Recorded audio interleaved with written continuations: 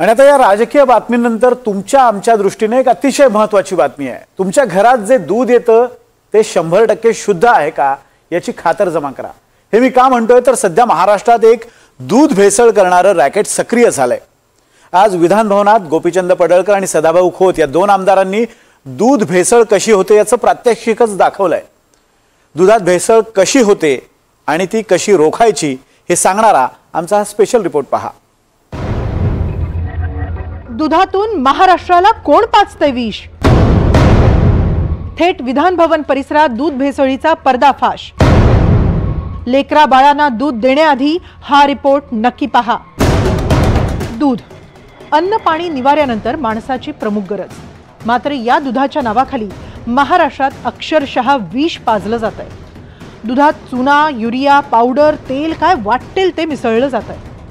महाराष्ट्रात दूध भेसळखोरांचं एक रॅकेट आहे। या भेसळखोरांचा दूध भेसळीचा गोरखधंदा कसा चालतो याचा पर्दाफाश भाजपा आमदार गोपीचंद पडळकरांनी केलाय।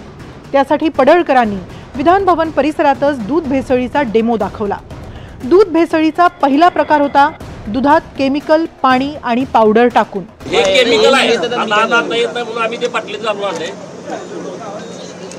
बघा विनायक, हे 10 रुपयाचं होतं केमिकल।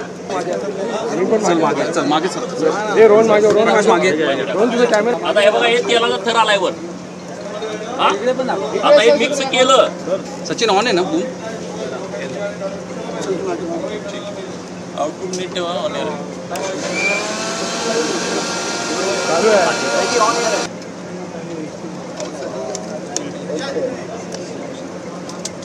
झालंय झालंय।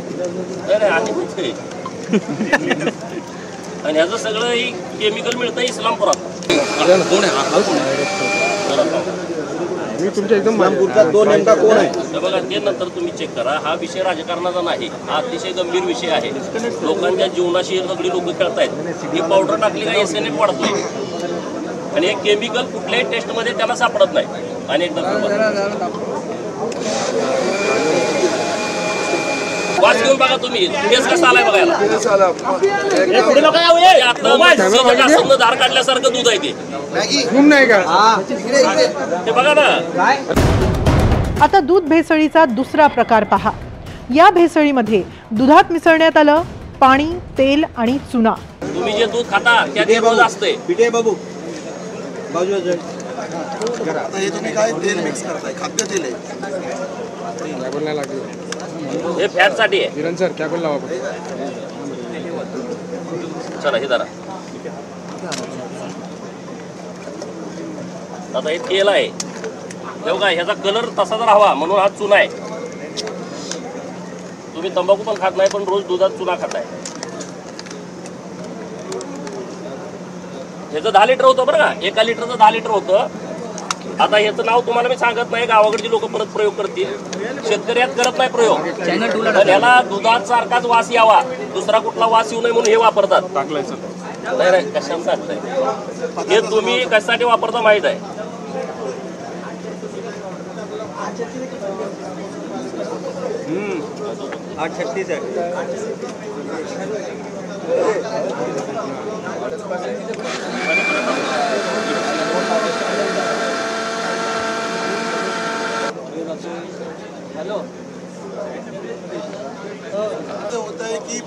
मुंबईमध्ये तुम्ही सगळे राहताय।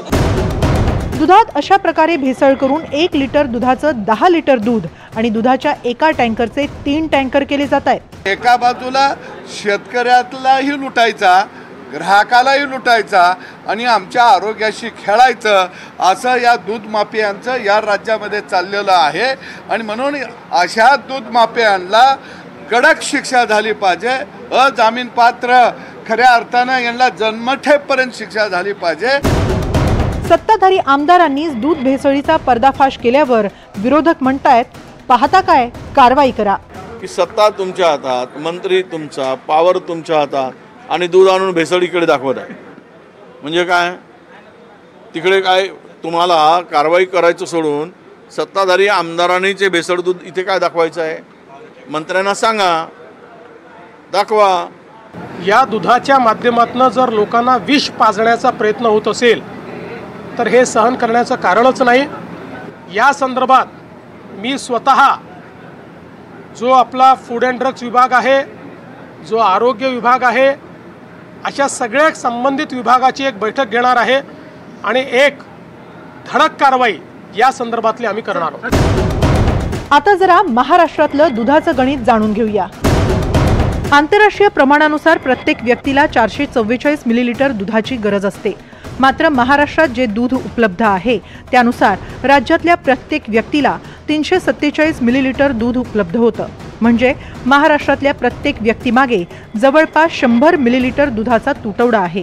राज्यात सरासरी 80 लाख लिटरची गरज आहे।